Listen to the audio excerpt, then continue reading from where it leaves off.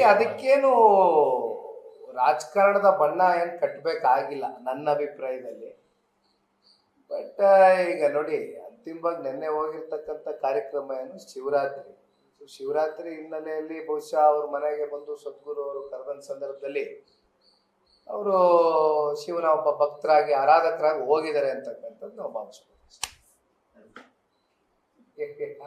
ಇಲ್ಲ, ಶಾಸಕರ ವಿಚಾರವಾಗಿ ಅಣ್ಣ ನಾನೊಂದು ಮಾತು ಹೇಳ್ತೀನಿ. ಇಲ್ಲಿ ನಮ್ಮಲ್ಲಿ ಗೆದ್ದಿರ್ತಕ್ಕಂಥ ಶಾಸಕರು ಈಗ 19 ಇದೀಗ 18ಕ್ಕೆ ಇಳಿಕೆ ಆಗಿದೆ. ಅದರಲ್ಲಿ ಬಹುತೇಕರು ಅಂದ್ರೆ ನೀವು ಹೆಚ್ಚು ಕಮ್ಮಿ 97, 98, 99.95% ವರೆಗೂ ತಗೊಳ್ಳಿ.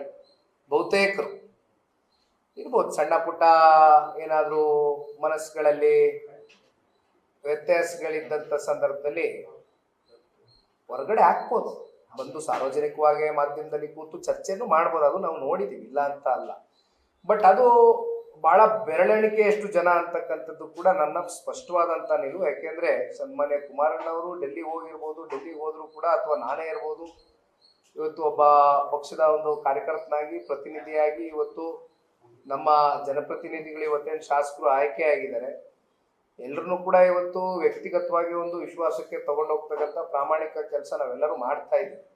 ಹಾಗಾಗಿ ಈಗ ಭಾನುವಾರದ ದಿನ ಕೂಡ ಸೆಷನ್ನು ಸೋಮವಾರದಿಂದ ಪ್ರಾರಂಭ ಆಗ್ತಾ ಇದೆ. ಭಾನುವಾರ ಬೆಳಿಗ್ಗೆ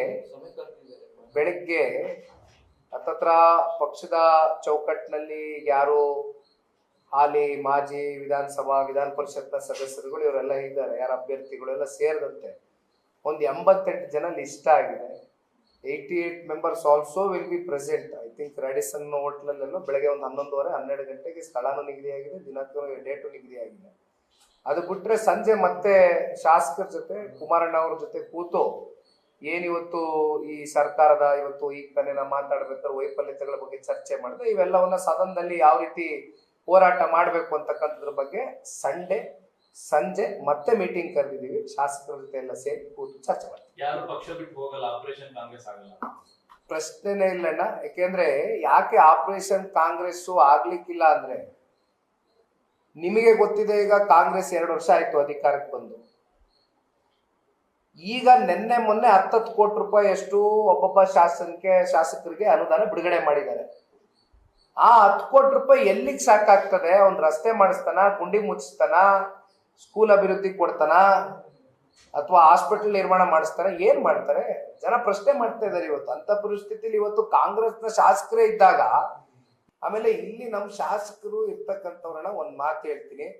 ನಾನು ನೋಡ್ದಂಗೆ ಹಲವಾರು ವರ್ಷಗಳಿಂದ ದೇವೇಗೌಡರು ಸಾಹೇಬ್ರ ಜೊತೆ, ಕುಮಾರಣ್ಣ ಅವ್ರ ಜೊತೆ, ನಮ್ಮ ಕುಟುಂಬದ ಜೊತೆ ಒಂದು ನೆಂಟಿಟ್ಕೊಂಡಿದ್ದಾರೆ.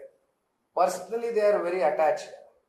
ಹಾಗಾಗಿ ಒಂದು ಮಾತು ಬಂದ್ರೂ ಬೇಕಾದ್ರೆ ನಮ್ಮ ಹತ್ರ ಅವರು ಓಪನ್ ಆಗಿ, ನಾನೇ ಎಷ್ಟು ಸಲ ಹೇಳ್ತೀನಿ, ಅಣ್ಣ ಏನಿದ್ರು ಓಪನ್ ಆಗಿ ಎಕ್ಸ್ಪ್ರೆಸ್ ಮಾಡಿ ಹೇಳಿ, ಏನಾದ್ರು ನಮ್ಮಲ್ಲೇನಾದ್ರು ಲೋಪದೋಷಗಳಿದ್ರೆ ಸರಿಪಡಿಸ್ಕೊಂಡು ಹೋಗ್ತಕ್ಕಂಥದ್ದು ನಾಯಕರ ಹತ್ರ ನಾವೇ ಕೂತ್ ಮಾತಾಡ್ತೀವಿ ಅಂತ ನಾನು ಸಾಕಷ್ಟು ಬಾರಿ ಹೇಳಿದ್ದೀನಿ. ಹಾಗಾಗಿ ನಮ್ಮಲ್ಲಿ ಆ ರೀತಿ ಯಾರು ಕೂಡ ಆಸಿಲೇಷನ್ ಇರ್ತಕ್ಕಂಥವ್ರು ನನ್ನ ಕಣ್ಗಂತೂ ಕಾಣ್ತಾರೆ.